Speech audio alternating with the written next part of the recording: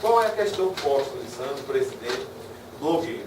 É que esta proposição, essa nossa ideia, ela avança ainda mais daquela lei que foi feita no Rio Grande do Sul.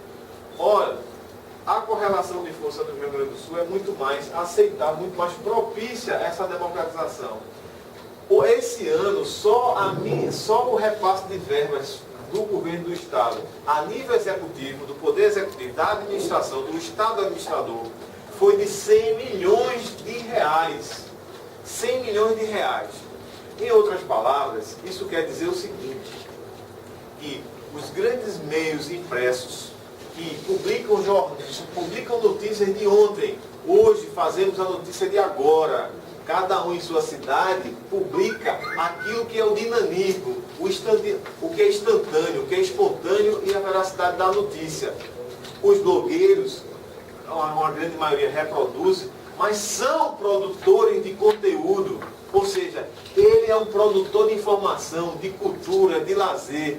É isso que o Estado deve ter, porque a nossa legislação, o Código Geral, a Lei Geral de Telecomunicações, ela é de 1961.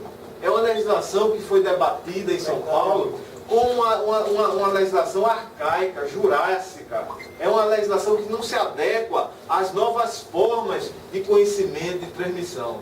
Isso foi muito bem posto, inclusive eu estou com um livro ali que fala de 3 leis importantes, que é a Lei de Meios, que é em espanhol na Argentina, e o Clarim tinha 80%, o Grupo Clarim na Argentina tinha 80% da televisão, e é justamente a propriedade cruzada. Ou seja, o cara era dono de televisão, de rádio e de jornal impresso. Então, ele produzia a informação. E olha, que informação, conhecimento na atual era que a gente está, é a maior riqueza que o homem pode ter. Porque o homem que tem o conhecimento, ele produz algo que ninguém produziu e consegue ficar, se enriquecer. Por exemplo, vemos aí o Mark Zuckerberg, que criou o Facebook. Né? Foi uma ideia, ele não criou uma empresa, uma indústria, colocou gente trabalhando, é que foi a única ideia, uma ideia de ter uma rede social. Hoje é um dos maiores homens ricos do mundo. Só que a informação no Brasil,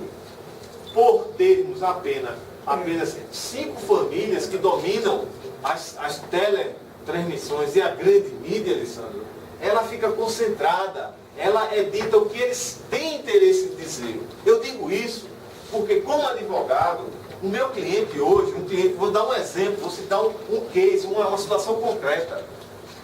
O programa de Cardinô denunciou, aliás, fez o papel de promotor, porque o delegado investiga, faz o inquérito, o Ministério Público vê os indícios de autoria, a materialidade do fato, ele faz uma coisa chamada denúncia. Vocês sabem disso, vocês acompanham o relatório policial, criminal nas suas cidades. E só quem tem o jus puniendi, o direito de punir, é o Estado enquanto nação.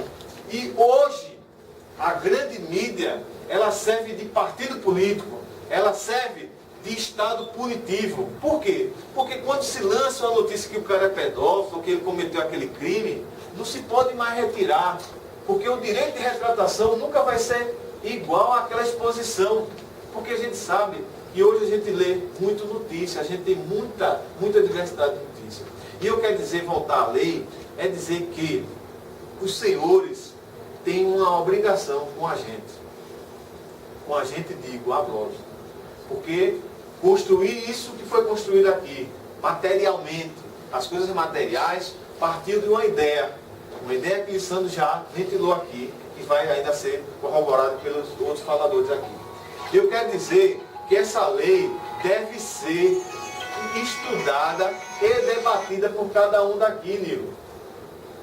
Adalto, Nilo. Tem que imbuir, você debater com seus amigos.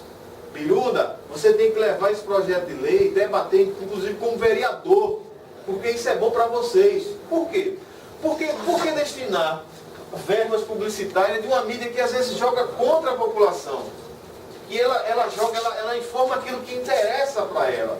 E a grande mídia, digo com muita propriedade, eu digo isso porque eu vejo isso como profissional, ela às vezes vende a doença para aliás, ela semeia a doença para vender a cura. A gente sabe disso. A grande mídia age dessa forma. E qual é o nosso diferencial? Somos um Davi. A gente é um Davi, mas a gente tem a fé, a coragem de enfrentar um gigante. Qual é o gigante nosso? É a falta da democratização do conhecimento, das comunicações. E esta proposição, ela é clara no sentido, e vou ler aqui a emenda, ou seja, o resumo da lei. Ela institui a política estadual de incentivo às mídias locais, regionais e os produtores de conteúdo de mídias digitais no âmbito do estado de Pernambuco.